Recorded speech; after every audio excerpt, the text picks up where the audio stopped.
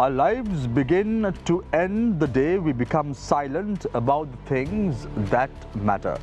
Good evening and welcome. This is Face the Nation. Our topic of discussion today is the road to democracy. What lessons can we learn from other nations? Joining us this evening on the show are Rohan Tiarwachi, Executive Director of PAFRL, President's Counsel, Attorney at Law Salya Peris, former President of the Bar Association of Sri Lanka, Attorney at Law Nuwan Bopage, as well as Attorney at Law Tisha Vedagal joins us this evening to discuss on our topic tonight. On to my immediate right to pose questions from our panelists is Naveksha Gunasekara, and on to my immediate left is Niresh Lethambi, Consultant Director at Newsfirst. You too can join in as far as the conversation is concerned. The number to send in your messages is 076 656 5353. The number once again 076 656 5353. Let's get the ball rolling today with Rohan Tiarwachi, Executive Director of PAFRL. Rohana, let me hit the nail right on the head and ask you, what is exactly happening in Sri Lanka right now in terms of an election? Are we heading for a presidential election? Are we heading for a general election? Or are we not heading for elections at all?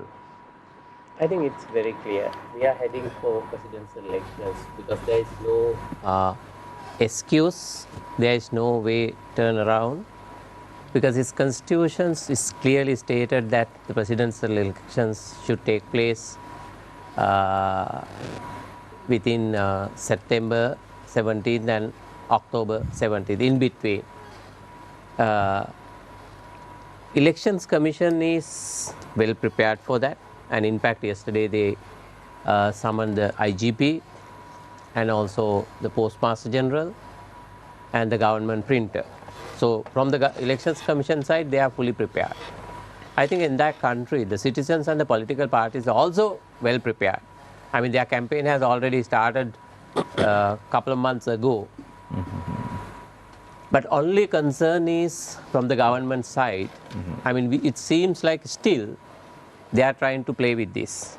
And in fact, the recent couple of days back that we learned that we do not know exactly whether it's a political motivated, but the one individual went to the Supreme Court and tried to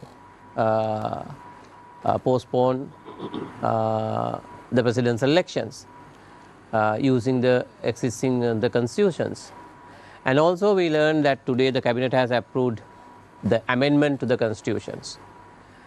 So, I mean, if you look at with the local elections, how they try to postpone the local elections, finally they were success, now almost 1.5 years. So same way they also trying to delay the presidential elections. But on the other hand, I mean, apart from the ruling party, I think the entire country is prepared for the presidential elections. I'm sure that whatever they do, so there is no way to change the date. So the Elections Commission will go with their mandate. Right. Rohana, you said that the Elections Commissioner or the Director General of Elections summoned the IGP, Postmaster General, and also several other officials connected to the elections. However, we saw the same comedy of errors 1.5 years ago when it came to the local government polls as well. Yeah. And unfortunately, it was postponed. The President made a submission to Parliament saying that he never declared a local government election. As such, there is no necessity for the country to move ahead with a local government poll. Don't you think we are seeing the same comedy of errors repeating once again in Sri Lanka right now? Well, during the local elections, the government side, what is their main argument was, the local council is not under the constitutions. It is not under the people's right, the fundamental right. But the presidential election is very clear. It's very clear in constitutions. They have given a time frame, proper time frame for 5 years. It has confirmed by the Supreme Court several occasions now. Even during Maitripala's President Sirisa's period, even a couple of days back at the Supreme Court. So it is very clear the time frame. And also according to the government, now they have allocated the money also.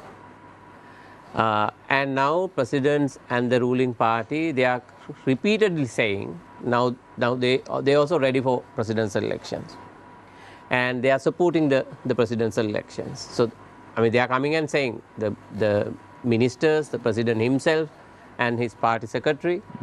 So I think this time they can't play with this, because the last time with the economic crisis, they used that economic crisis not to release the money for elections commissions. Because in this country, even though we call the elections commission are independent commissions, they don't have a financial independence. So they have to depend on the government. And again, now today at the press conference, we had the press conference in the same topic. So one of our colleagues mentioned, even the government, printing of the ballot paper, the government, the printing, what do you call, the place where they are now in somewhere, I think Aral, they are going to replace it somewhere else. And in case, I mean, the problem here is we don't have a confidence of the government. We can't trust the government. Even replacing the government printing place, and they can use it for delay the elections. So that kind of doubt we do have. But with all that, so there are some gray areas on such a way, the experience with the present government behavior on the local elections, even up to now the presidential elections. But I am sure the Elections Commission will declare the elections immediately within next 2 weeks period. So after the 17th of July, the Elections Commissioner could decide on a date in which elections would be held in Sri Lanka. Am I right, Rohana? You can't say which elections. It's very clear. It's very clear. The presidents, they have to declare the presidential election. Right. So let's say they are supposed to announce the presidential election on the 17th of July on a later date. I don't think so. They have a time frame. They have a time frame. My gut feeling, they will announce the elections later part of July. Okay, during the latter part of July. Yeah. Okay. But the elections will take place. This is my reading, political reading, and even if you calculate the previous election from 1982 up to now, right, the time frame which they have given, elections, most probably elections will take place by later part of September. So you're saying it's around 60 days, because we saw at the presidential election in 2015 where President Maithripala Sirisena was elected, it was only 43 days, 43 to 45 days. That is true. I mean, the Elections Commission do have windows to decide the days. They can give the minimum time frame for campaigning for 28 days to 42 days. Nominations 16 days to 21 days. So in between they can decide. So minimum dates with both campaign and nominations, 42 days. The maximum will be 63 days. So they can decide on between. And also they can go for elections immediately after September 17. Or they can go up to 17th of October. But there are some other issues also they need to consider. Because in case if there is an annulment of polling stations, so at least they have to have a 10 days for re-poll. So anyway, it's good before 5th of October. So, but I mean, considering the previous elections experience, I can't say exactly, but my gut feeling with all that, the elections will take place by later part of September. Rona, very quickly, with your gut feeling itself, tell us, you said that the ruling political party, apart from the ruling political party, all the others want to go for elections. Yeah. That was your statement in the opening remarks. So tell me, with your gut feeling, what is the ruling party that you're talking about? Is it the SLPP or the UNP? Mainly with the UNP. So one member in the parliament, that's the ruling party? Yeah, that's what we call ruling party and his team. Because you know the other coalition party, they are quite keen to go for a parliamentary elections. But you know what they say in publicly, we can't believe those things because they do have their political strategy. And we can't, that is the sad part of this country. You can't trust the president, you can't trust the ministers, you can't trust your representative. This is the situation where we are at the moment. Thank you very much, Rohan Hettiarach, Executive Director of PAFREL. Everyone is ready apart from the President. Right. I now move my attention towards President's Council Salia Peiris, former President of the Bar Association of Sri Lanka. Salia, we saw a cabinet paper being moved with regard to the term of office of the President. It says Article 83 of the Constitution of the Democratic Socialist Republic of Sri Lanka is hereby amended in paragraph B, therefore by the substitution for the words to over 6 years of the words to over 5 years. In the event of any inconsistency between the Sinhala and Tamil text of this Act, the Sinhala text shall prevail. Now, what does this mean? I thought it was clearly established in the court just a few days ago that the President term in office is only 5 years. That was clearly established. So I don't understand what this paper is doing. No, I think if you look at that proposed amendment, it seeks to clarify an anomaly which was there. That is, when the 19th Amendment was passed, the President's term was reduced from 6 years to 5 years. But there is another clause in the Constitution, Article 83, which sets out clauses which require constitutional amendments, which would require not only a two-thirds but a referendum. We call those entrenched clauses. And that entrenched clause in 83B says, if you want to increase the President's or Parliament's term beyond 6 years, that a referendum is also required in addition to a two-thirds. Now, that particular clause, Article 83, is in itself an entrenched clause. So, Article 83, if you need to amend 83, also you need a referendum. So, what happened was in the 19th Amendment, the other clauses relating to the President's term were amended, reducing it from 6 years to 5 years. But the clause which said that if you want to extend the President's or Parliament's term beyond 6 years, that you require a referendum, they didn't touch that clause. The reason is, if they went to touch that clause, they would have required a referendum. So they just left it there. So that would leave room for an argument that the President's term or the Parliament's term can be extended from 5 to 6 years with only a two-thirds majority in Parliament. Now, what this amendment seeks to do is to rectify that, that position, so that if the amendment is passed, that would mean that extending the President's term or the Parliament's term beyond 5 years would also require a referendum. But of course, you can't look at Article 83 in isolation. So even now, although Article 83 has not changed, there is an argument that the President has been elected for a 5-year term. And any attempt to extend his term beyond 5 years would result in other clauses, other articles of the Constitution also coming into play. The article pertaining to sovereignty, Article 3. So as a result, even if someone were to argue that because of Article 83, that 5 to 6 years the President's term can be extended merely by a two-thirds majority, I don't think that is tenable. We don't know why this particular amendment is being brought in at this late stage and why it is necessary. My own feeling is that it is being brought in order for the executive to show that they are acting in good faith and to dispel any doubts which may have arisen because of the recent case filed in the Supreme Court. Very quickly, Salia, we've seen the manner in which how executive presidents in Sri Lanka have tried or gone to courts over the years. We can start off with D.B. Wijayatunga for an example. He went to courts asking whether his term in office could be extended in 1990 after the demise of Ranasinghe Premadasa. No, I don't think Mr. D.B. Wijayatunga went to court. Then we saw Chandrika Bandaranaike Kumaratunga going to court.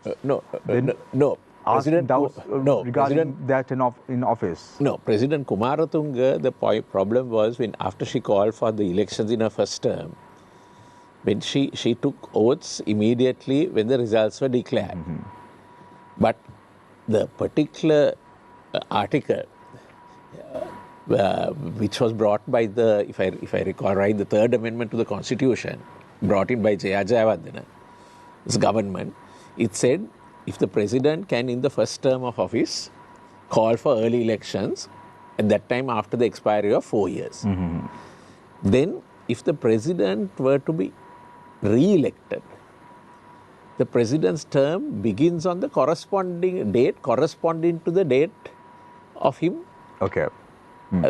having taken office following year. Whereas if the president loses, the new president's term begins immediately. Right. What happened in Chandrika Kumaratunga's case was, President Kumaratunga immediately took the oath of office. It may have been a mistake or whatever. Then after some time she realized that she need not have taken the oath of office at that time. And she should have waited till November. Yes. So then what happened was, then she took oaths. She took another oath privately. So then the question came how her term must be calculated, and that time a 5-judge bench of the Supreme Court in a fundamental rights application decided that her term ends earlier. But that decision later on, during President Mahinda Rajapaksa's tenure, a 7-judge bench of the Supreme Court took a different view and took the proper view which was found in the Constitution. Right. And then Maithripala Sirisena also in 2019 went to courts. Yes. And and then it was contested by the Centre for Policy Alternatives in courts, and then it was decided that the term of office of the president is 5 years and not 6 years. Yeah. So I'm trying to figure out, Salia, how does this come into play now? Because when there is a ruling already articulating the decision of the Supreme Court with regard to the term of office of a president, how does this come to play, this cabinet paper? No, I think where this cabinet paper is concerned, if this is passed, it would clarify the proper position. It would clarify the proper position. I would not, for the moment, I don't attribute any other motive to bring in that. But hypothetically talking, if this is tabled in Parliament, someone can go to courts within 14 days. Yes.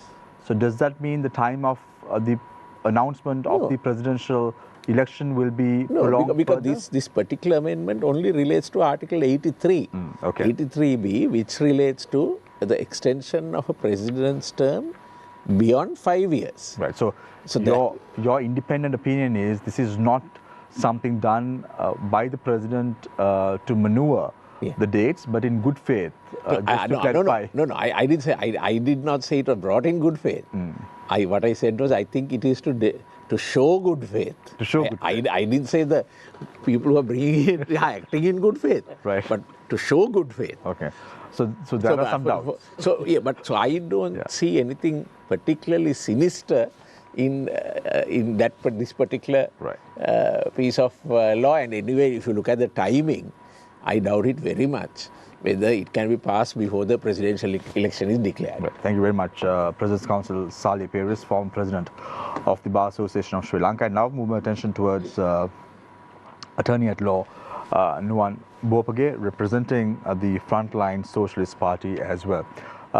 Nuwan, just to understand, a few years ago people were on the streets. We saw the role carried out by the Frontline Socialist Party as far as the Aragale is concerned. Do you think that the aspirations of those in the Aragale have been met by now in the country?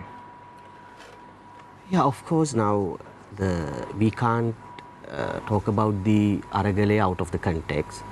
By that time there was a demand from the people because of the certain decisions taken by Gotabaya Rajapaksa and because of the suffering of the society. Then because of that demand, people gathered. Ultimately, it was culminated with successful Aragalaya because ultimately people expelled the Gotabaya Rajapaksa. The aspirations of the Aragalaya is concerned, there is a we have to move forward to accomplish certain objectives of the Aragalaya, especially the Aragalaya in their program propose a new constitution, people's constitution, at the same time to expand the fundamental rights, including even the fourth generation rights, at the same time include certain provisions to recall the representatives. Likewise, there are certain objectives, progressive, radical objectives were there in the Aragalaya. So in order to achieve that, actually people have to fight more. There must be a more collective Aragalaya to achieve these objectives. Yeah, but Nuwan, don't you think that the aspirations of the Aragalaya could be met if a presidential or general election is held on the due date in the country, and the people will have a right to go to the polling booth, to exercise their franchise and decide for themselves who they want them to be led with, who is going to be their leader at the end of the day? Of course, as far as the democratic rights of the people are concerned, there's no doubt elections are the one mode of showing that democratic rights of the people. So there's no doubt. So only thing is, what we are saying, merely because that you casted your vote on that date, don't believe, don't be optimistic that your democratic rights will be secured. So even after that, day-to-day life, you have to exercise your democratic rights, because now, you know, we have seen the elections now in UK and France, the election results we have seen. But only thing is, even in UK, as far as these Labour Party is concerned, Conservative Party is concerned, the general perception is there's no much difference between these parties. Even for example, the immigrants policy is concerned, more or less both parties are similar.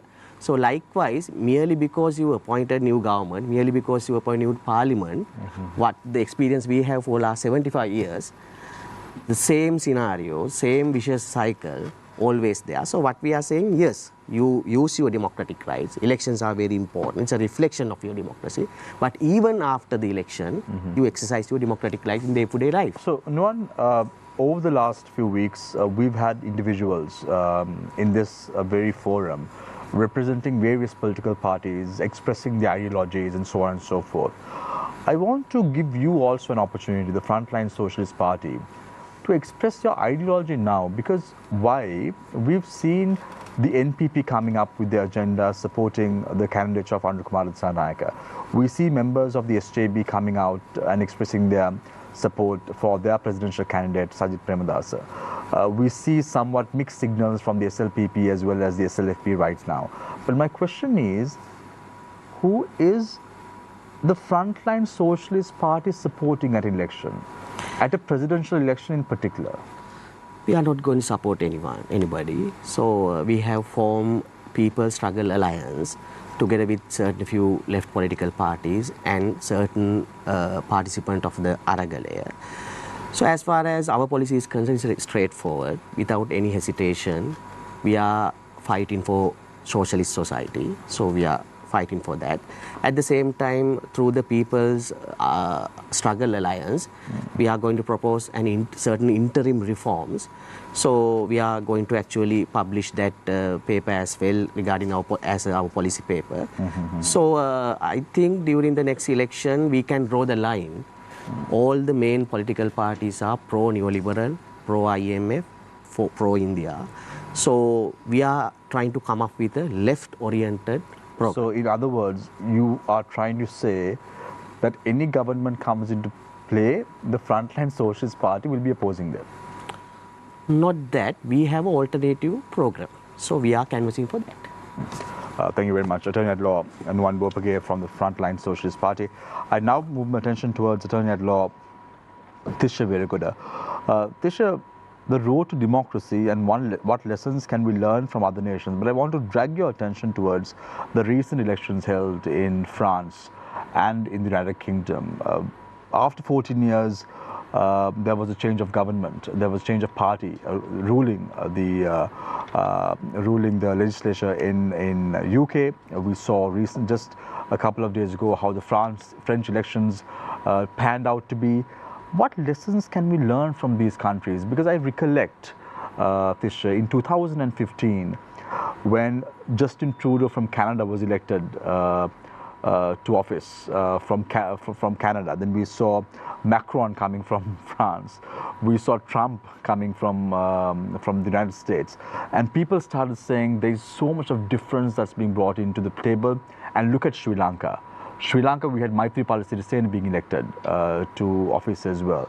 Such a disappointment. Look at where are we today. We're still talking about change, unfortunately. What happened to Sri Lanka over the last few years in this road to democracy? I would say that at the end of the day, though we say that Trudeau was good or Macron was good or Trump was good, if you go to those countries, they would say that no, they were bad for X, Y, and Z reasons. So likewise, even the term of President Sirisena, some might say that it's terribly bad. Some might say that it's not so bad as compared to certain previous presidents. So I take democracy as a process, a long drawn out process. Where we are now in terms of democracy and freedoms is something that we've achieved over the last 1,000 years almost, 800 years to 1,000 years. So from the Magna Carta onwards, we've fought for our rights. And we are here now on the lives of so many who've given up their lives for us to get here. Recently I read somewhere that the Bastille doesn't fall every day, but you need to have occasional falls of the Bastille, or so to speak, so that people are reminded that there's a lot at stake. And exactly 2 years ago, 9th of July, although nothing metaphorically fell, physically fell, but metaphorically, people stormed into the president's office, people stormed into the president's residence, and achieved a change of regime. It doesn't happen every day. Whether we've achieved anything beyond that, which is good or bad, is debatable. But that is historic. But don't you think, Atisha, if you look at it, we've been demanding change. We wanted change right after the tsunami took place in 2004. We saw Mahinda Rajapaksa coming into play in 2005, presidential election. 2010, right after the end of the conflict, people wanted change again. But we saw how Mahinda Rajapaksa was re-elected with a resounding majority in the presidential race. In 2015, people really wanted a change. So they wanted the Rajapaksa regime out of the equation. As a result of that, the Maithripala Sirisena government came into play. 2019, the April 21st bomb attack took place. As a result of that, people wanted to change. They wanted the security of the country to be strengthened. They brought back the Rajapaksas to play in 2019 presidential election. They wanted change at that time as well. 2 years down the line, they rejected the Rajapaksa administration. They wanted him out. There was an Aral. People wanted change. Then we had Ranil Wickremesinghe coming into play. Now we're talking about change again. But don't you think this word change is just a buzzword now for the people? Don't you think what people should do is to make an informed decision, at least at the next presidential election in the country? Absolutely. But you see, at the end of the day, in most countries, there are two major parties, be it in the US, be it in the UK, most of Europe, India, Sri Lanka, all of it, it's mostly two major parties playing. France was an exception in when Macron was elected. So you get those one-offs also, one-hit wonders. But generally it's swapping between two major political parties. That's what you get. And although we say that yes, we must make an informed choice, sometimes none of the above would probably be the best choice. But that's not how democracies but, work. But Tisha, it has predominantly been a two-horse race in Sri Lanka also. We've seen that happening. We've seen that predominantly either the SLPP or the SLFP comes into play, or the UNP or the SJB has come into play, or so on and so forth. However, this time around, we are talking about a lot of candidates. We're talking about Anukumar Sanayaka, we're talking about Sajid Premadasa, we're talking a little bit about Dhammika Pereira, we're talking about Dilip Jayavira, we're talking about partly Chambika Ranawaka, a little bit we're talking about Sarath Fonseca, we're talking about a lot of candidates. Do you think the elections would boil down to two main political parties yet again this year? My personal feeling is that that's exactly what will happen. Whether it's X or Y or Z, I do not know. But at the end of the day, usually the general public has some sort of alliance towards one of the few major parties. But right now it's a mashup of parties. You don't know who is where and what is what. Of course, all the well-known established parties are no longer in existence in that same form. But at the end of the day, towards when we get closer to the election, we will see front runners. And then we will know whether it's X or Y or Z. But generally, it has always been 1, 2 or 3 people who are vying for that seat. So it won't be a case of 10 people trying to have equal shares in it. I don't think it will happen, although we hear these big names. Will it be a good change this time, Tisha? Your guess is as good as mine. Thank you very much. Attorney at Law, Tisha Veeragoda.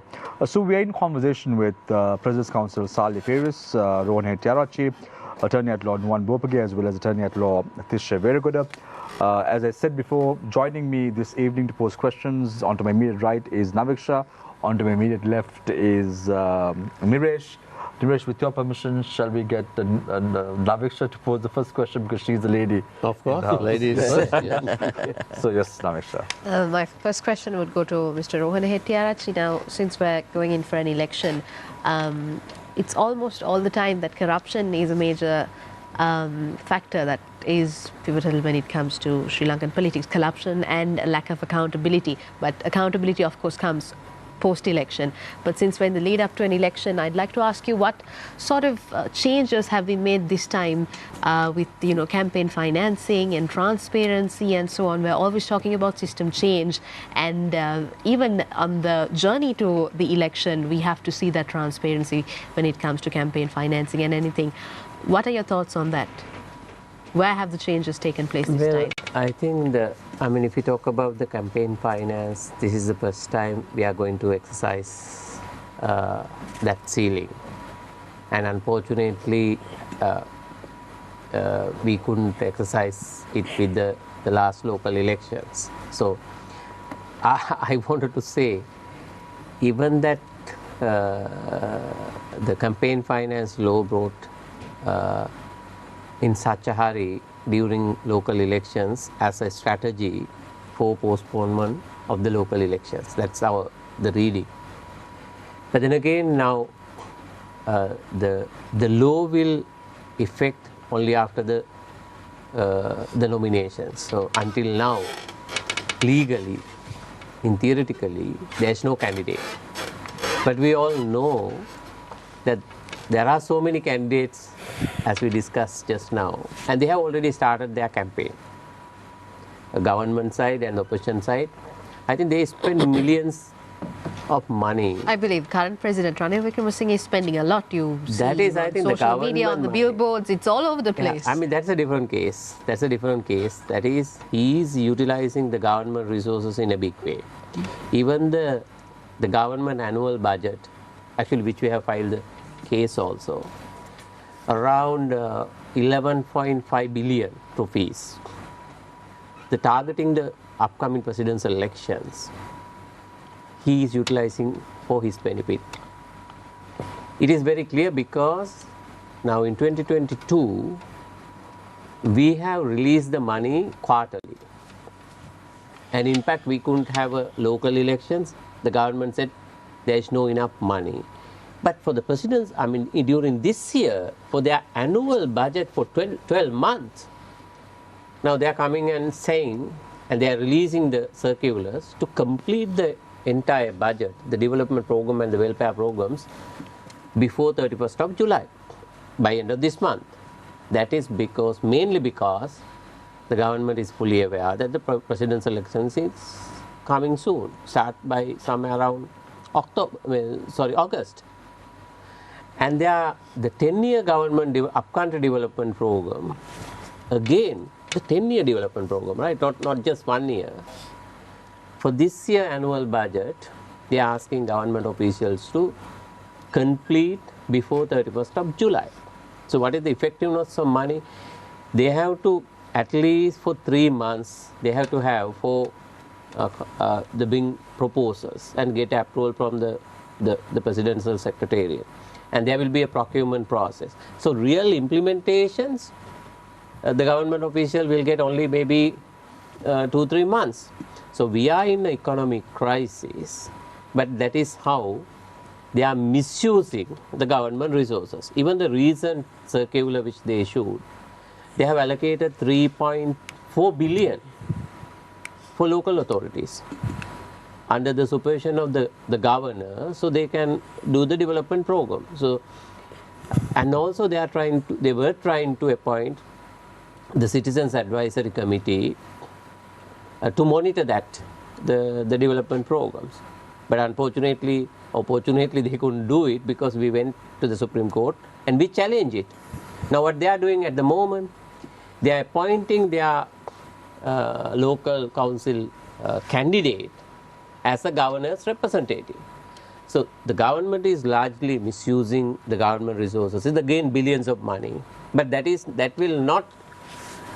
We can't take it as a the legal expenditure. So are you indirectly saying that it's our money that's going on those Exactly, billboards, those TV advertisements, those social media advertisements saying, It is not indirectly, I think. I mean, for me, I mean, anybody can challenge it. My reading is directly using public money for political campaigns. So, Salia, just came to my mind, I think. I just want to follow up this question after Navesha posed this question to Rohana.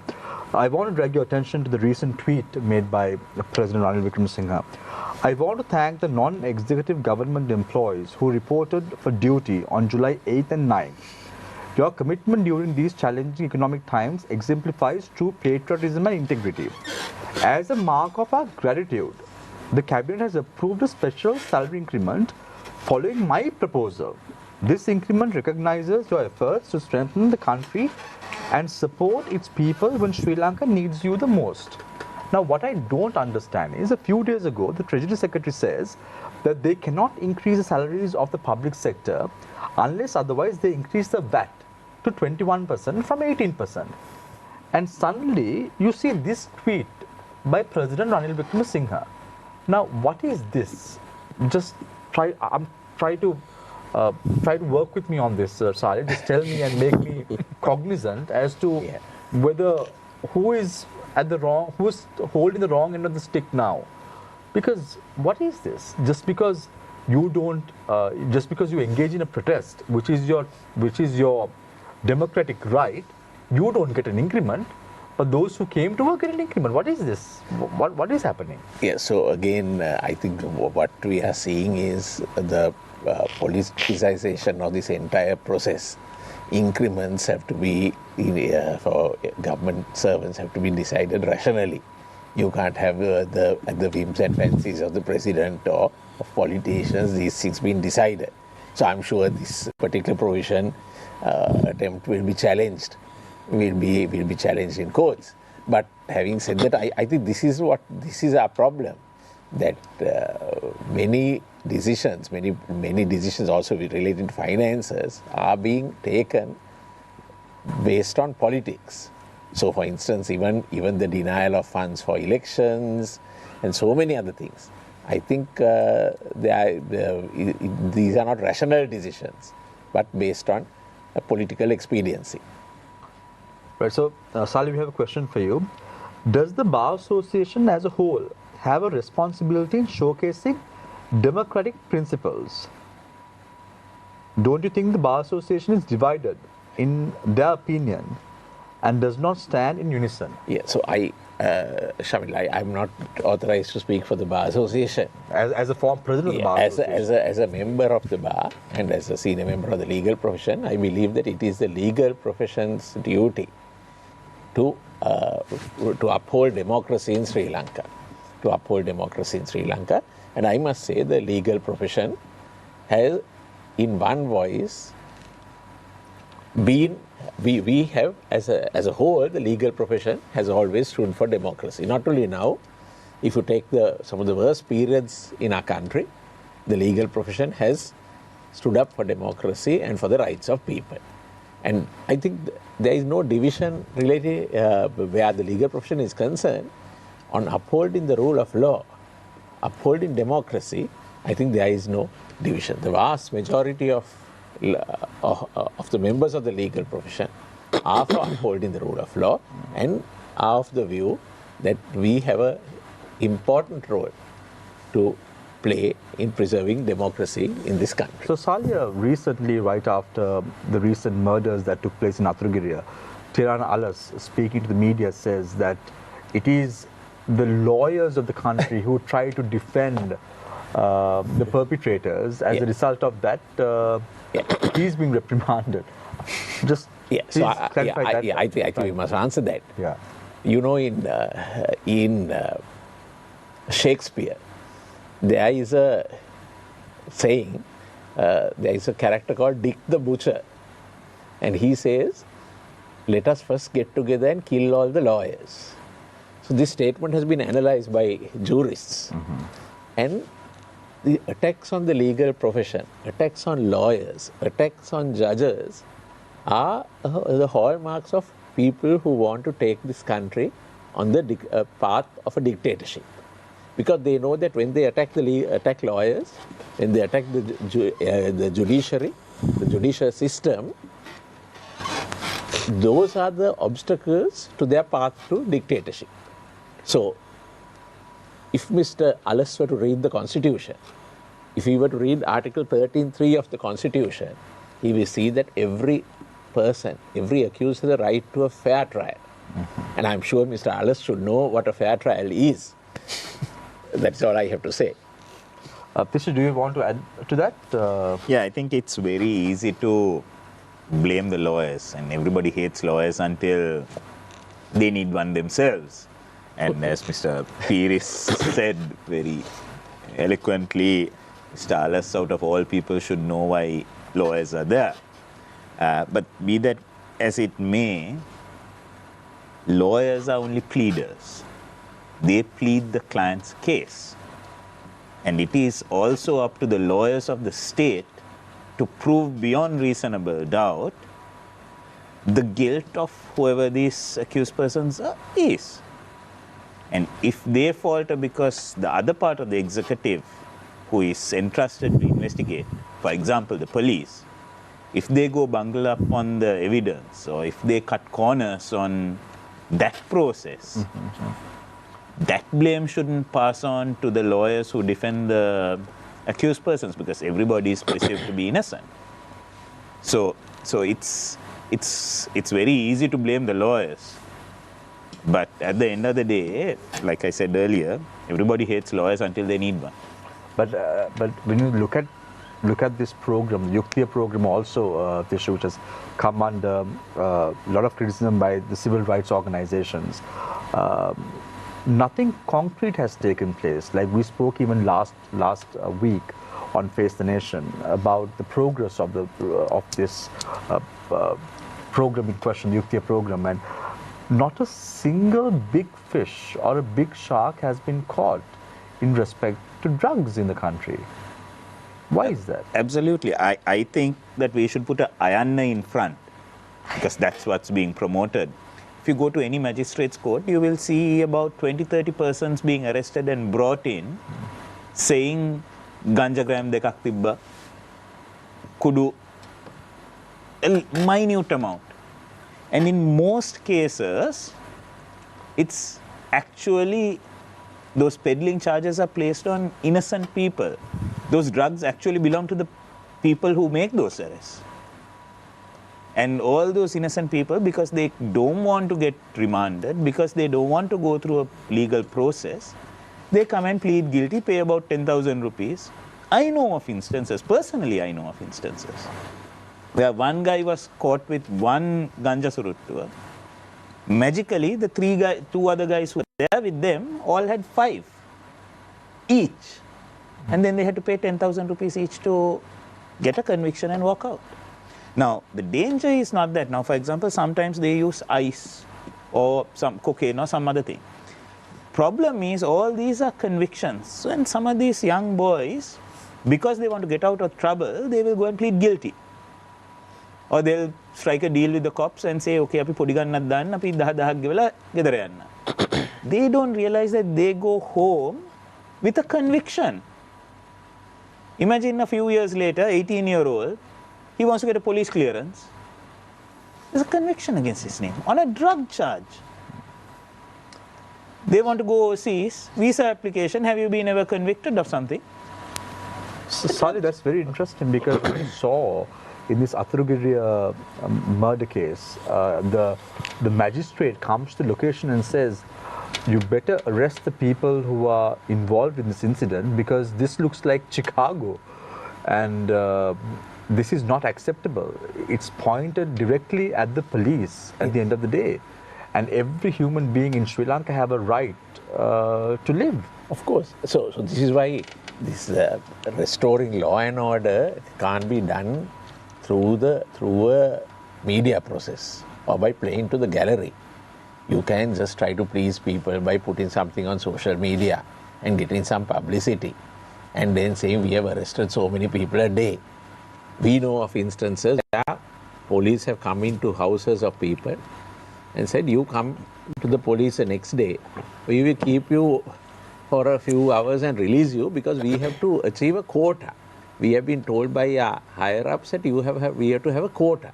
So to meet the quota, they tell people to come, keep them overnight and release them. And then the quota is met. This is not how you tackle the law and order situation. So which is why when this particular operation was launched, we were told that June 30th, everything is going to be eradicated and country was going to be fine. But what has happened? So today, this evening, we saw on social media of how Deputy Inspector General of Police and some other police officers are interviewing a man, one of the suspects in this particular case, interviewing him live. What a joke that is. It is an absolute joke that the DIG and several other officers can be heard interviewing a person live, and that is being telecast on that is being sent over YouTube and social media. And what harm that sort of act does for investigations, to the criminal justice process. It is unfair by the prosecution, it is unfair by the victims when you do this sort of shoddy work. And this is where even the Supreme Court has right along said that there has been a loss of confidence in the police force. So that's why I think instead of attacking lawyers who appear to defend people, what must be done is they must restore public confidence in the police. And that can't be done via media and just going on media and based on rhetoric. But you have to see how the public confidence has to be restored. And that is where I say that building up institutions, strengthening institutions like the police is important. Every year in the Supreme Court, dozens of cases are filed relating to police promotions. ASPs, SPs, OICs file cases, and they have a real grievance that their promotions are not in order, their transfers are not in order. They are politicized, highly politicized. The former IGP in fact said, 182 out of 184 OICs were political appointees. So these are the things which have to be remedied. Very quickly, Saleh, with your permission, Niresh, because I don't want to deviate from this topic because you're talking about it, and it's very important for us to understand this incident that took place on social media today. Saleh, tell us, what if this accused person's confession is a cook-up story, and he's saying it just to make sure that he's safeguarded and he becomes a public witness? So isn't that wrong? Of course it is wrong, and we know not every confession is made voluntary. We know through our experience that some accused, not only in Sri Lanka, even in Western countries, there are people who make confessions just to escape under pressure or to escape police brutality. So we have a classic example. A few years ago in 2015, there was a little girl who was raped and killed, Saya. So the police arrested her. First they arrested a 17-year-old. Then they arrested a man called Kondaya. Now Kondaya made a confession. He said, I raped, I killed. So the media splashed it all over. And what happened? The DNA test came. It was not Kondaya. So what had happened? The Kondaya was released. Why was he released? Because obviously the police had coerced him into making a confession. And ultimately it was not he, but his brother who was ultimately arrested, and then the DNA matched and he was convicted. So this is the point that you have to ensure a process, and police officers must be encouraged to do their job, not to come on media and to for cheap publicity. Now, Rohana, it's been a while since this country had an election. And one thing we may have forgotten is that elections invariably bring a lot of violence in Sri Lanka. That is not to say that elections are bad. It is to say that the political parties, that's one of their strategies. And now, with all these shootings and murders going on, and no big fish having been caught in this Operation Yuktia, what's the law and order situation when it comes to election violence? Now, if you look back, recent elections, last, let's say, 10-15 years, I think we had a very bad situations before 2001. I mean, every elections, I mean, if you look at our reports, every elections at least 30-40 people would die. And the last one, if I recall correctly, I think 2001, 7 people shot and died in Udatalavinne. That was 10 people. 10 or 7? 10. Okay, 10 people. That was the last one in a big way. But even now, some individual cases are happening. But generally, I mean, I can remember we had a campaign called Ballot Without Bullet. I mean, before 2001, there was a serious issue. I think that is why CMEV also came into the scene, the other monitoring body. So, monitor the violence. But if you look at last 10-15 years, there is no such a violence in that way, in that manner. But the violations are taking place. But considering the present environment, and there are a couple of, I mean, as our colleague said, so earlier the two major parties were contest. And there was no third candidate. I mean, there were, I mean, physically there were, but there was no competitions as such. But this time, it seems like there are at least 3 potential or credible candidate which is coming up for the elections. And the NPP also, they were in the very low percentage in voting. And now they are coming up in, it seems like. So the competitions among the parties may be quite high. In such a situations, there can be some sort of violence. But then again, the people are now, I think these days, people are not hardly working for political parties. In fact, now I think in the future, I'm sure that they have to pay for polling agents. I'm sure they have to pay to recruit some polling agents even future. So I don't think even during these elections that kind of violence, but there may be some exceptional cases But what about the general election? Now we're talking about the presidential, but the general is expected to follow within a few months after the presidential. And generally, it is in that parliamentary election that you get a lot more violence, especially within parties where,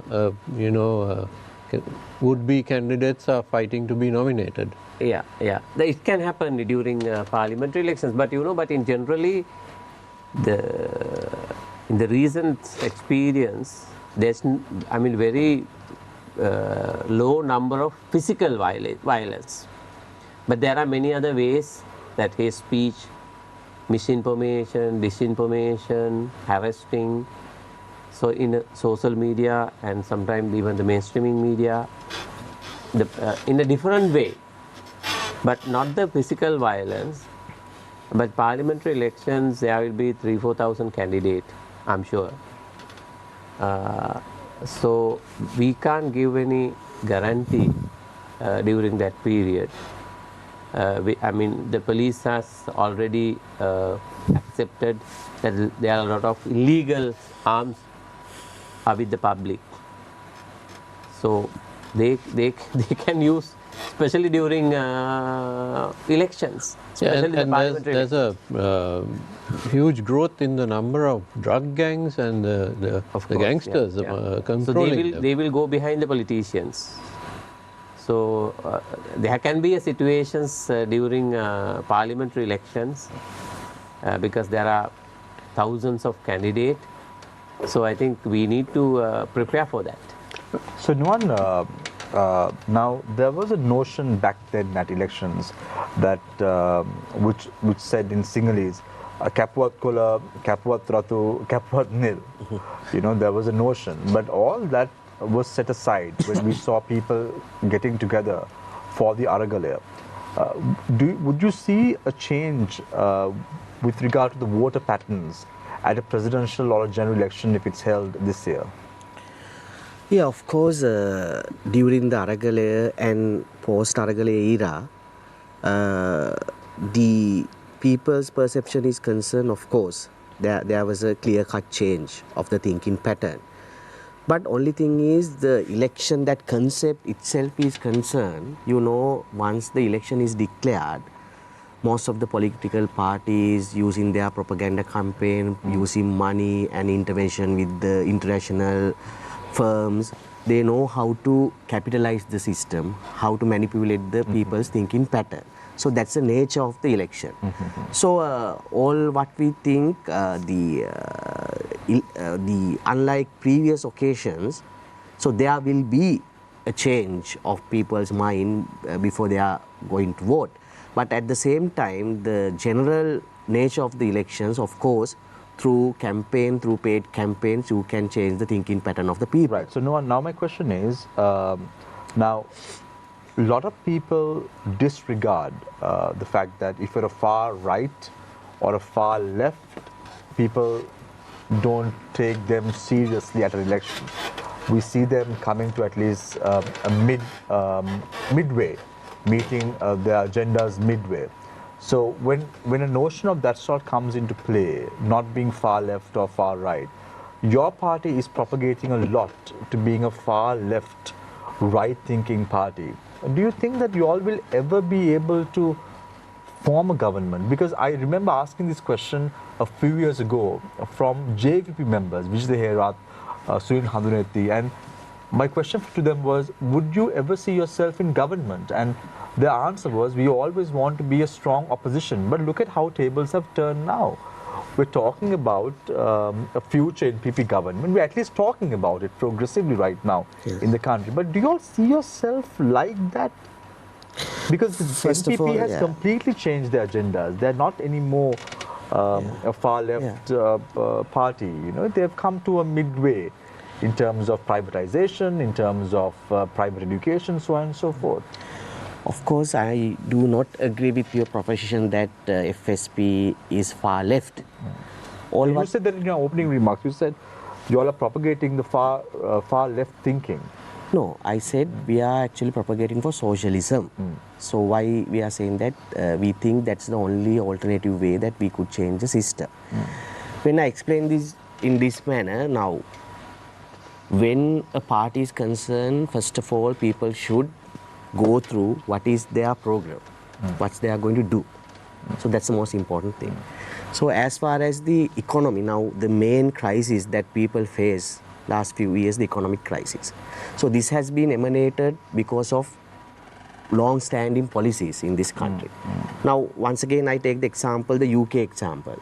In late 1970s, Margaret Thatcher brought massive reforms, neoliberal reforms. And Ronald Reagan simultaneously brought these reforms in the US. So what the objective of state should not be interfere with the economy, and it should be open market. Market should decide everything. Now, 14 years down the line, the entire world is at a massive crisis. Countries like Sri Lanka, the Wall Street collapse, Sri Lankan economy is collapsed. The social disparity is so high, people are suffering, poverty is everywhere. Those days, actually few people wanted to say, Thatcher, the system is the best system, so market should be decide everything. But even during that period, the left wing of even in the UK, opposed to that, no, this is not the system. People-oriented system must become, there must be an equal distribution of the benefit of the economy among the people. Right, so so that opposition, let me to finish this off. So likewise, as left, what we should do, we should not go behind the popular thing. We are trying to propagate the correct thing. So that's a difference between others and our policy. Right. So if I ask you a question about what would be the position of the frontline Socialist Party relating to the IMF, relating to debt restructuring, would you all have an answer to that? Without any hesitation, our policy is exit IMF. Exit IMF. Exit IMF. Right. So my next question to you is very quickly, Nuwan. Tell me a successful story in the world that has championed your policies and are in government. I don't want too many. I want one country. There are 194 countries in the world. Tell me one successful story that has championed your mindset or your party's mindset. Sorry. Shall I explain it like this? Now, during... No, just tell me, yes. Tell me the country, no, 194 countries, you just tell me one country. You can't give a direct answer. For example, now, France election, the left wing who propagated the left program won. Even François Mitterrand is concerned. He, I think, was the president for around 15 years. He's the leader of the Socialist Party. All the countries of the world are concerned, there are left movements. But as a whole, this world is concerned, now this prevailing system is a capitalist system. When you went to slavery system, if somebody has asked, tell me a successful system which having a feudal system, there was no system like that. What we are fighting within this capitalist system to go for a proper system. The prevailing system is capitalist system. How they suppress the socialism through military power, through other propaganda campaigns, through that only they suppress the socialism. But everywhere, even the UK is concerned, now a lot of socialist candidates gone this time. Your party has to be happy with the Gotabaya Rajapaksa administration because they didn't want to go to the IMF. You remember Ajit Niwad Cabral, the governor of the central bank, did not want to go to the IMF. The thing is whether that issue was coming, whether we should go to the IMF or not, was arising out of the economic crisis. Previously we have been going to the around 17 occasions. So you're saying that if your party was in power, we wouldn't have gone to the IMF ever. Of course, now it's not a solution. That's what I say. Now, even all over the world, whoever went to the IMF, that was not a solution. We have a plenty of examples. Right. Actually, IMF is not a solution. IMF is part of the crisis. Right. So I want to move to Tisha. I'm very sorry for the inconvenience that is caused to you That's all right, by the chair. I'm extremely sorry. I apologize on behalf of the network. But let me quickly ask a question from you, Tisha. Now, you see the government gifting lands, houses, rice or privately funded smart labs, buses, education materials, software, medical equipment closer to an election. Will this be considered a bribe or favors to garner votes? If an election was declared, most certainly yes. But what's happening right now is just at the 11th hour, just before an election is declared, but we know that it's just around the corner. We know that the window for election is between September and October, if I remember right. Yes. So September 17th until 17th of October. 17th of October. So that's the window. And we know that the declaration of the date will come sometime soon. So this is done in a haste so that once the election is declared, all of these can't be done. So sometimes we see that with transfers of police officers, transfers of public officers, it's all done in anticipation of the declaration. Because once the declaration is done, the Elections Commission gets a significant power to overturn those decisions. To distribute food in that manner unless there's a crisis of some sort or whatever. But otherwise, the Elections Commission can say, no, don't do that. So to ensure that the Elections Commission doesn't get that power to overturn such decisions, it's being done now. But the net effect is one and the same. Rona, what are your thoughts on this? Election violation is not just physical damage, or it's not damage to private property alone when we speak about election violence. It's much more broader. What are your thoughts on this? Just let me address that also, because for me it's technically yes, presidential election is not declared now, so therefore it will not affect for the elections law as such.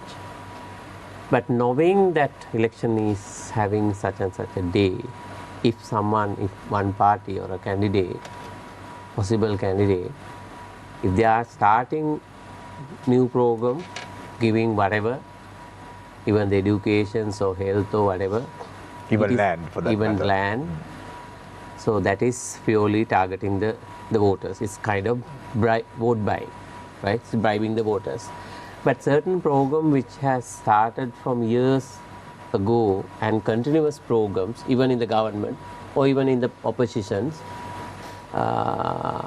so elections commissions also they give permissions to continue those kind of work even during the elections period, because it has started in a long ago, maybe the government policy or the government development program in regular things, which is not some programs may be not in the position to stop because of the elections, some health, especially related to health support.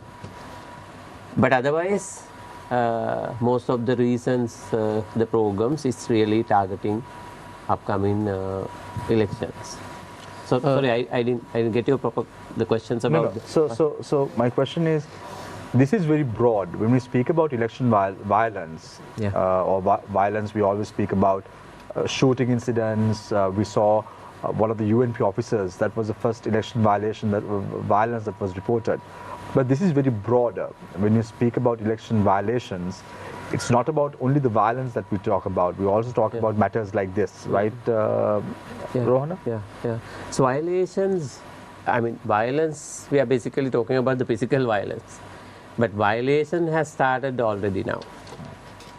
And I mean if we, I don't think even at the moment, even election has not declared yet.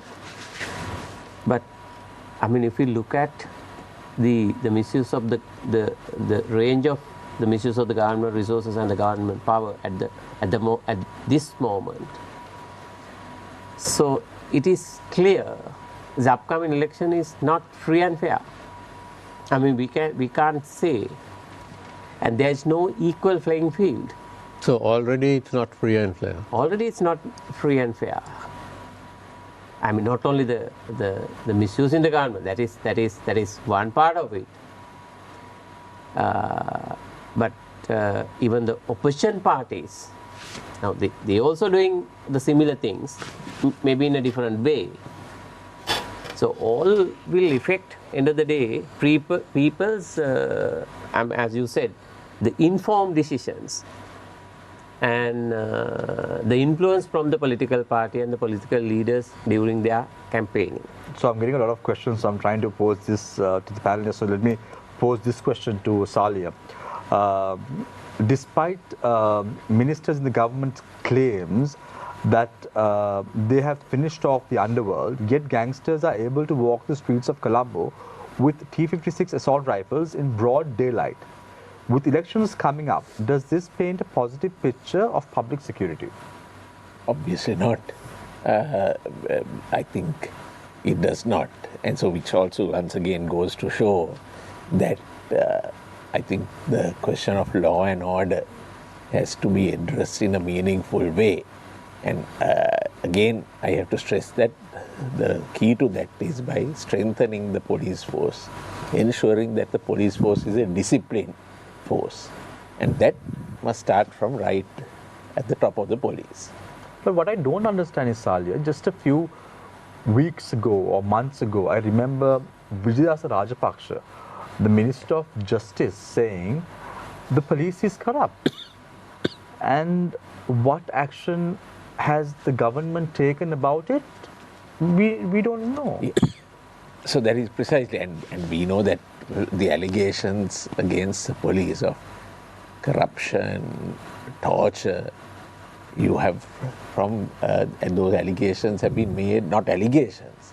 You have our courts have decided that some of the most senior officers have been liable for torture. So then you need to discipline those officers. And we should not forget the fact that the Inspector General of Police also has charges leveled against him, being at the highest level. Of course. So public security. I think what you need to do is you have to make the police force independent. You have to depoliticize the police force. You can't have the police officers running behind politicians. The ministers are there, including the Minister of Law and Order, Public Security.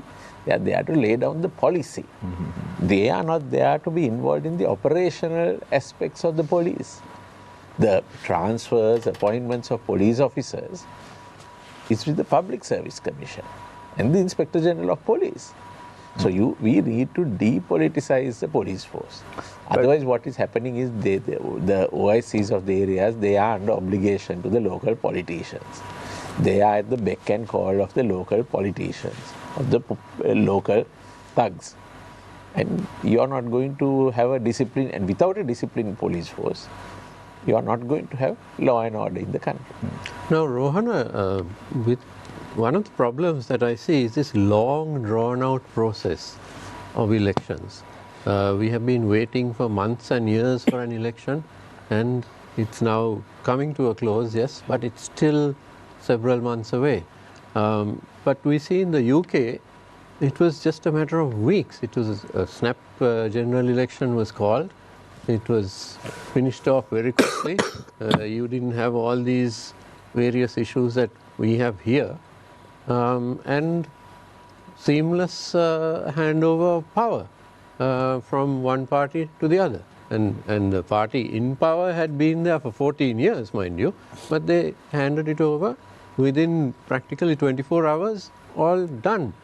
Isn't that a much better system to have a snap election? Of course, these two countries which we are talking about, the UK and France, they call early elections. Right? Once they realize that they are not popular, and when they realize that they don't have a public mandate, and if they have when they feel that there is a doubt, so they go for elections. But unfortunately, in Sri Lanka, whoever in the power, they are trying their level best to play with the law, play with the constitutions, finding out loopholes of constitution or elections law, so trying to stay in power. So that is the difference between those countries and here. So that is the lesson for us. And also the parties who lost the elections, they apologize to the public and they apologize to the party people also. But here is completely different, right? Even if you lost, you are trying to, at least you are trying to be a local councillor. So the elections, why we are waiting for election for long, that is because we couldn't have a local elections for almost 2.5 years. The Elections Commission was not declared in 2021. They were supposed to declare in 2021, but they didn't do it. Then the minister get an opportunity to postpone for 1 year legally. There's nothing, we can't challenge that.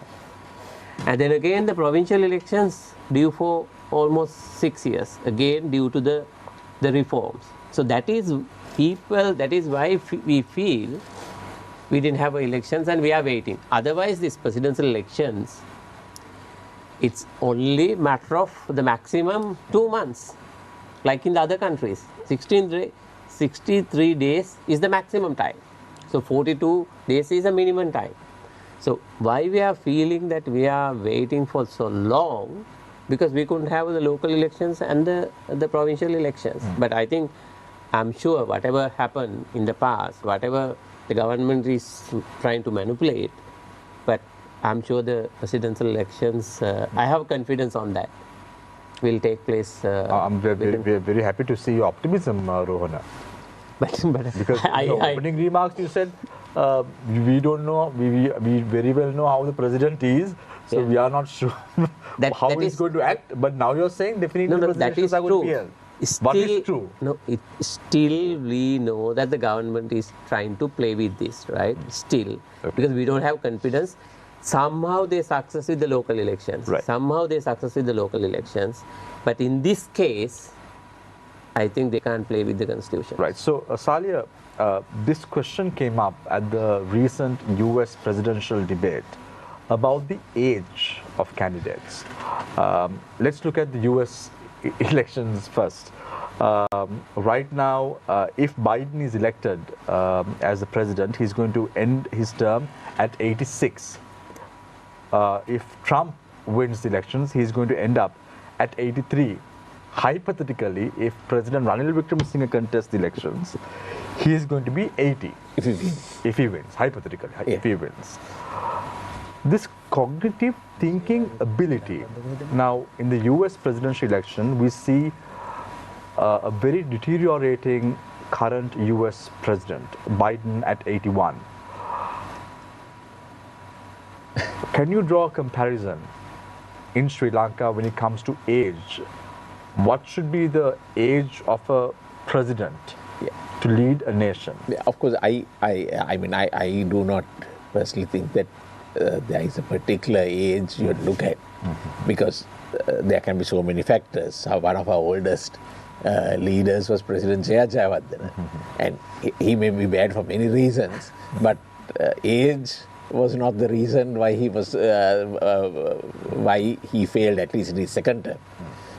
But it was more because of the anti-democratic principles which he followed, that he ultimately, in the country ended up in a mess during the president's second term, during President Jayawardena's second term. But of course, we do find that in many countries, for instance, we are talking the French elections, the prime ministerial candidates, some of the candidates were extremely young. The far right candidate is 28 years, and the prime minister is, I think, 34 years. So I think we should look at younger candidates also, and I don't think you need to be a particular age to qualify. So, for instance, President Kennedy of the United States was 42 when I think 42 or 43 when he became president. So I think we should look at younger candidates, but youthfulness alone is also not a qualification. Otherwise, someone might say they are young and therefore they should be elected, and that is also, I think, very subjective. It is subjective, but I do think that there must be a mix.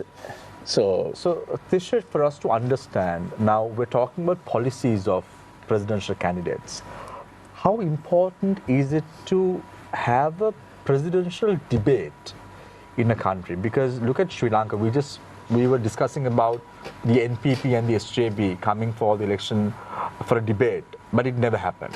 But in your opinion, looking at this as a civil rights activist and also as a lawyer, tell us how important is it for the people to know the policies of presidential candidates at an election beforehand, before they go to vote? I think it's a sign of political maturity or of society. I wouldn't just say of the political parties, that sort of culture is promoted. Now, if you take the US, it's a very important thing, the 3 rounds of debates. But some other countries that we consider as democratic might not have such processes. The US, you decide on your running mate also, who is going to be your second in command. But in the parliamentary systems that we have, or that's there in the UK, other than the Prime Minister, who else is going to hold ministerial portfolios is not really declared as such. So we need to understand that in our system, whether our society, although we try to emulate such best practices, whether our society itself is ready to appreciate such a debate, whether our politicians themselves or whether our candidates themselves are ready to have such a mature debate over principle and policy, and without making it an ad hominem argument about you did this, I did that sort of thing.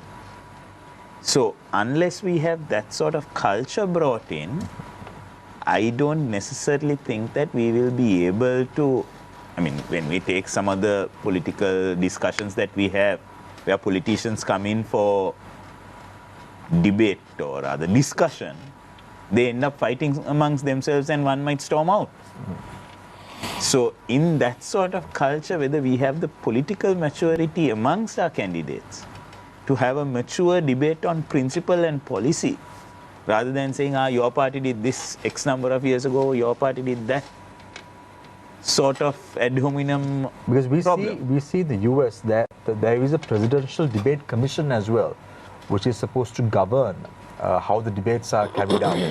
So you propose something like that in Sri Lanka? I am not versed well enough on that whole structure to comment on it, but it might be something that works. Maybe that's something that the main candidates, now even their political debates, it's mostly concerned with the 2 main political parties at the end of the day. And their system, the candidates from a political party themselves have a set of debates where they try to promote themselves and try to get their nomination. Yeah. No, actually, even in the morning today, as March 12 movement, that we were discussing and we are planning to have a kind of debate as we did in the last time also. But it was, the main candidates, Gotabaya Rajapaksa, were not present. The rest of the candidates were there. But this time too, we are planning to have a similar exercise, similar debate. And we are trying to get the questions also. We are planning to get at least 10 most important areas To be covered. And covered by all the media stations also, to get people to get a more informed decisions prior to the elections. So, Nuwan, have you decided who to support at a future election? We are in a firm decision that we are contesting, because at the presidential or general election? Yes, both elections. So do you all have members, have you all decided upon who the person is going to be, or are you all also not yet decided? Not yet, it's an alliance, so alliance has to decide once the election is declared. What are the parties that the alliance encompasses? New Democratic Marxist Leninist Party, that is basically based on North and East and the Hill Country, and Left People's Forum, that has basic foundation in the trade union sector. But do you think you can fight those other giants who have been in the game for a long time? Fighting, of course, we are contesting for the election to give a fight, no doubt about that. At the same time, we wanted to bring real alternative policy in front of the people. Whether it's popular or not is a different matter. Our concern is whether it's correct or not. Nuwan, what is the difference between the Frontline Socialist Party and the JVP? Yeah, once again, I'll answer this question quoting Margaret Thatcher. In 1995, as I remember, when after actually she resigned from post, one journalist asked, what is your best achievement in the life? Then most of the people believe that she would say that I was able to implement neoliberal policies in the country. But her answer was, my great achievement was I was able to convert Labour Party into a neoliberal party. That's the same answer. Ranil Wickremesinghe one day Frontline Socialist Party, unfortunately, is not Margaret Thatcher's party. You all have never been in government, so you all can't make a comparison to that. What I want to say. My question is very simple to you. My question is, what is the difference between the FSP and the JVP? Because we've seen, is the FSP a breakaway of the JVP? Yes.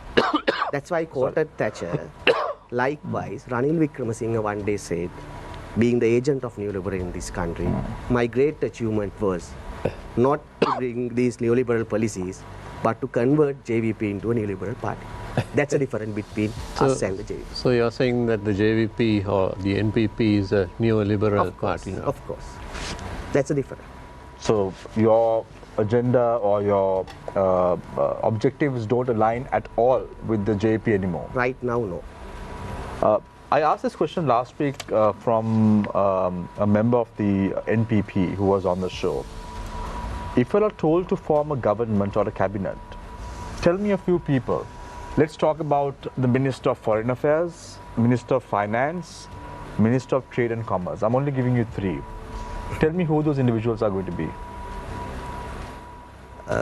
You're asking if you all are able to form a government, you have three, at least you all will have 15 to 25 members in cabinet, I believe. You don't have to mention all 15 or 25. My question is very simple to you. Who is going to be your Minister of Finance? Who is going to be your Minister of Foreign Affairs? Who is going to be your Minister of Trade and Investment? Of course, I'm not in a position to answer that. Because you all don't have people. Because what we are saying, we have a policy regarding the economy. We have a policy regarding the national question. So, not individual-based party, that's a policy-based party. Very good. So, when you say national question, are you talking about reconciliation? Of course, reconciliation is also there. But we are going more further. We are going even more further than 13th Amendment. What we believe, whoever wants to have a self-ruling in their respective areas, that right should be given. But it should be centralized through a centralized democratic system. So we are going to suggest that system once we launch our campaign. So are you trying to say that you all want to implement 13th Amendment, or you all want to bring in a new amendment to the Constitution? Yes, 13th Amendment is not a solution at all.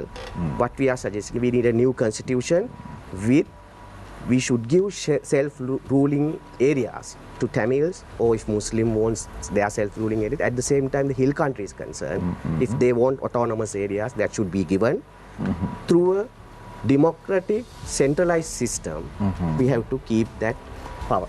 So, in this, so far, Nuwan, in this run-up to the presidential election in Sri Lanka, you all are the only party which is saying that you all want the 13th Amendment to the Constitution abolished.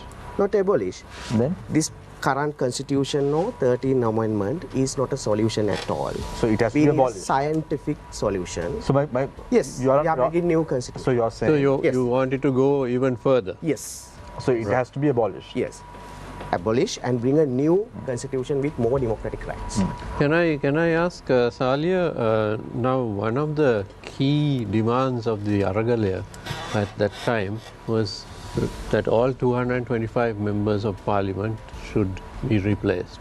Of course, they may not it may not have meant all 225 as such, but the majority. Now in the UK we see out of 650 members of parliament, they have 335 new MPs, 335, that's more than half. So it seems that the Aragalia seems to have happened in the UK. What hope for Sri Lanka? Yeah, I think one problem in our system is that the voter tends to vote firstly with the PR system and the preference system. People who known faces are more likely to win an election than newer faces. You think that will happen this time as well? We have to wait and see. Actually, if you look at Sri Lankan Parliament, the year where there was a huge change was 1977, when the vast majority of members of Parliament were new. And there were many new faces. But since then, especially with we didn't have a general election in 1983. The next election was in 1989. Say from that time onwards, maybe 1994 again there was a with that election there were a number of new people in parliament. So we do not know. So it would also, I think, much would depend on who wins the presidential elections. And because if the parliamentary elections is to follow the presidential elections, it is likely that the winning party will have a bigger say at that election. And also we need to keep in mind that Sri Lankan electoral system, people doesn't have much choice. So if the party is not in a position to bring new faces into their list, people don't have choice. So what they will do is they will say, okay, existing parliamentarians, we have to give the nomination for them. So that will be their answer. So if there is no such a demand from the public, they will bring the same people. So people may not have much choices other than if they go for a different political parties, yes. But mainstreaming parties, they will come with the same people, most probably. But we see something different also happening now. For an example, Rohana, Mahinda Khandagamage has been given the UNP organizer's post. He is not an old politician. Is it? If you are taking them as new faces for the upcoming parliament. But Rohana, but this is what the UNP is doing. I'm asking you. You're laughing. You're not answering my question. It seems to me that you don't want to respond to that question. No. What do you mean the new faces? We need to have a people who can deliver something, who can trustworthy, who do have some sense of public, and who do have some vision for the country, who can make policies on behalf of us. But will they come to contest? Now, for a classic example, now onto immediate left is Salia. Now there was questions about at one point, even President Ranil Wickremesinghe said this in Parliament, that Salia wanted to contest and wanted to become the president of the country. However, Salia completely denied it. Wickremesinghe's interpretation, in imagination or whatever it is. But now you talk about people who are right-minded, who wants to do something for the country. But you ask Salia, would he like to contest an election? You can ask Rohana, just turn to your left. Turn to your left, just ask him, would he contest an election? Because right after that, we had Salia on the show. Salia said, please, I am not going to be a politician in this country. I don't want that. I never asked to be the President of Sri Lanka. I think I have contested only one election. There is a bar association elections. I think that is the sad part of the country, because the good people may not contest for the elections because of this existing political culture. So if the culture changes, Salia, would you contest? I don't know.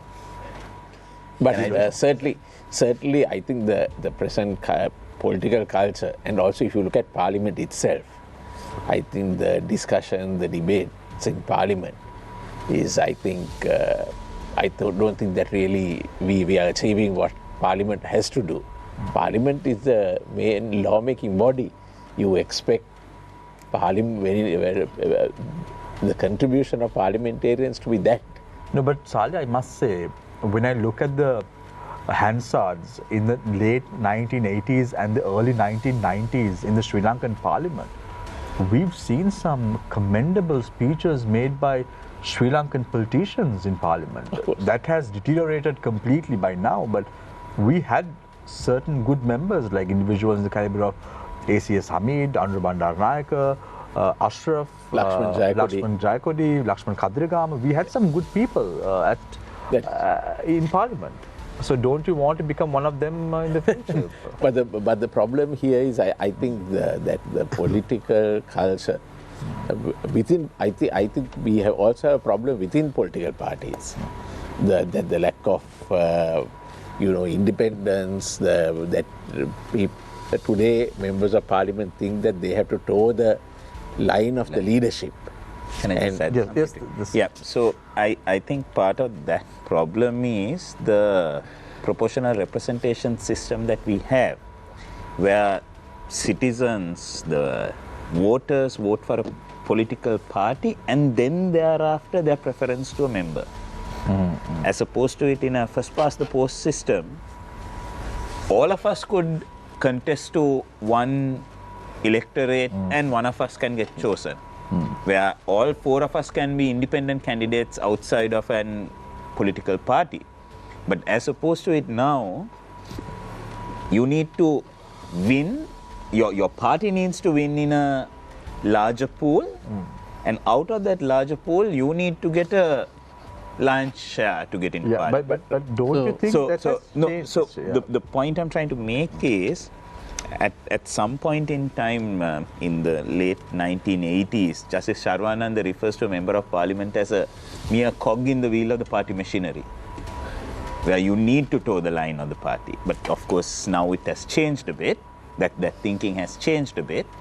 But at the end of the day, if you want to get your ticket from a political party, you have to play their tune. And most new faces are not entirely ready to go and align with any political party, because all political parties have their... But don't you think, Tisha, that has changed? Why I'm asking you that question? Recently we saw the Matra rally being held. We saw support being extended towards President Ranil Wickremesinghe by members of the Sri Lanka Podu Jana Peramuna. Do you want me to name? Kanchana Wijesekara. We saw Prasanna Ranatunga. We saw Mahindanand Alutgamge seated. He didn't speak because there was no time, but he was all supporting the candidate of Ranil Wickremesinghe. We saw Ali Sabri. Then we saw the young lawyer from Colombo. Also extending his support. Now that is different. Their party line is different, but they've already supported the candidate of Ranil Wickremesinghe. Of course, at the same petty agendas. Of course, at the same time, you would see that petty agendas. I'm not quite sure how to phrase it, but I would say that if you look at it, and there is another contingent of members of the SLPP who join other political parties also. So we could name it petty agendas, but at the end of it, maybe they've realized that they are not going to get the 2/3 majority that they got in 2019, which enabled 150 plus members from their party. So which means that somebody needs to drop out. So they need to go elsewhere to ensure that their political survival is there. Right. So, Navesh, any questions? I'd like to pose one question to President's Council Saleh Pirish. You were talking about this political culture in Sri Lanka, but definitely we need to change that culture. But my question is, who should change it? Should it be the politicians or the general public that goes to the ballot and votes for them? No, I think it is both. Both the politicians and the people. I think the attitudes have to change. And what I do believe is that many of us, have not really understood what democracy is about. That democracy is not only just voting at election time, but democracy is being concerned with what is happening in the country at all times. And this is where I think in certain countries there has been that level of civic consciousness. And that we don't have. That unfortunately is lacking here. So we're still going behind the 5,000 rupees and the bottle of Aral. Yes, and the danger of that is, I want to say this, that there is a book called How Democracies Die. That democracies die not necessarily by a violent coup or so on, but sometimes democracies are very slowly killed off. And this is where what is important, that we as citizens, we have to consistently preserve, fight for democracy and for the democratic values which are necessary. And if not, without knowing, democracy will be extinguished in our country. So I want to wrap up. Anything else? Naresh? Okay. So I want to wrap up today's edition of Face the Nation on a topic, road to democracy. What lessons can we learn from other nations? So let's start off with Tisha for your closing remarks. No new arguments can be brought, Tisha. And as I always say in the show, you need to take full responsibility for statements that you are making. We have 3 attorneys, one civil rights activist. So I believe you all know your role. You all know your where to draw the line, toe the line. So let's start off with you. You have 3 minutes. So I personally believe that just saying that something happens in another country and that's great for us without really understanding their context might not be great for us in the end. Having said so, I would also say that we are seeing the pendulum swing again. From the conservative parties, it's moving, the far right parties. Now Europe, that trend is losing. Similarly, we've had nationalistic agendas being pushed in 2019, and then now we are seeing another pendulum swing. Because obviously during Aragalaya it was very different. People didn't go along those lines when almost 1 million people turned up at Golface on the 9th of July 2022. So my take on the whole situation in Sri Lanka is that that pendulum swing is back again, and more democratic forces are at play now. Having said that, at the end of the day, the general public will vote according to their general lines of party orientations. That's how things have been, unless there is some sweeping change that comes about in the next 2-3 months. There's a lot to be learned about what Mr. Piri said about civic consciousness. Our rights don't end up at the ballot box. We have to hold our politicians accountable, and one way of doing it is by challenging their decisions in court. Another way is questioning them when they come back to our electorates. Another is maybe public petitions and various protests that we occasionally see. So, as the general public, we must be very well aware of what our rights are. And another aspect is something that we spoke about, that's the policing, law and order. If we just sit down, shut up and wait on those things, though that abuse of power is also translated into, for example, what the minister said. So it just goes on, it snowballs. So as the general public, I think that our responsibility is to stand up and say, no, this is enough, this is not right. And that's definitely not only at the ballot box. So that's what I would say. Thank you very much, Attorney at Law Fisher Veeragoda. I now move my attention towards Attorney at Law Nuwan Bopageo. Yeah, of course, yesterday actually people of this country celebrated, that actually commemorated July 9th uprising in the year 2022. The only message that we could give to the people, through that struggle you have actually demonstrated what is the people's power. Power is always with the people. Now once election is declared, these politicians would come before you and tell, you have this divine kind of power, just give that power to us for another 5 years time, we will look after you. So this fairy tale, this myth, we have been experienced for the last 75 years. What we are inviting the people Of course, you use your right to franchise, use your vote, but don't think after that your valuable vote, you will get a divine kind of country in this country. That won't happen, because until we are maintaining this neoliberal system, until we are maintaining this capitalist system, nothing will be changed, because the main attributes of this system to build the social disparity, to exploit the labor and create through this social disparity, give benefits to one segment of the society. That is the very nature of this system. Unless we eradicate this system, anyway, under what circumstances we have to suffer, the majority of the country should be suffered. Therefore, what we invite people, it's very important while you are casting your vote, think about what are the policies. If you want real alternative, go through the programs of these political parties. If you need a real change, you should continue your struggle. As Friedrich Engels said, there's no progress without the struggle. So what we invite the people, you keep on your struggle, then only you can conquer, you can win the democracy, then only you can eradicate poverty and change the system. Thank you very much, Attorney General Wanwopake. I now move my attention towards Rohan Hettiarachchi, Executive Director of PAFRL. So I think first I need to say that because we are challenging a lot in government, the misuse in government resources and power, but I wanted to say that we are not against the government.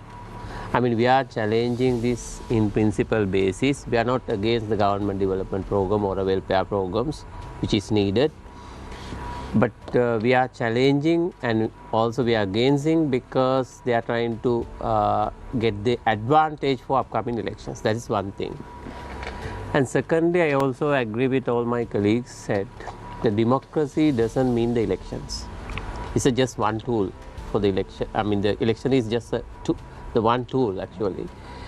So we need to have a citizens. I mean, we do have, and I mean, if you look back our past, so people just vote and keep silence, and they will start their complaints closer to the elections. So people do have a role, and also I believe always the demand and supply. The political party will follow the demand from the public. So what we demand, they will supply. That is what is happening at the moment, and that was happened in the past also. That is how Aral was success. Demand was quite high, and they had to respect the public demand. So the changing the political culture, changing this bad politicians or rather corrupted politicians. So people has to make their demand. People has to questions. Actually, not only the politicians. Even if you look at the government officials, how they support the corrupt politicians to play with our money. This is not only the politicians. So people do have a role in between the elections and even after the elections. So my humble request for voters to question politicians. And look, I mean, when you vote for upcoming elections, you have to look at their track records. And of course, they have to look at this the manifestos. That is the social contract between the political party and the people. I don't think that any citizens are serious about the manifestos. Any political parties are serious about the manifestos. So we need to look at the manifestos also, and we have to evaluate all the political parties' manifestos, and we appeal them to take informed decisions with that resources. Thank you very much, Rohan Hettiarachchi, Executive Director of PAFRL.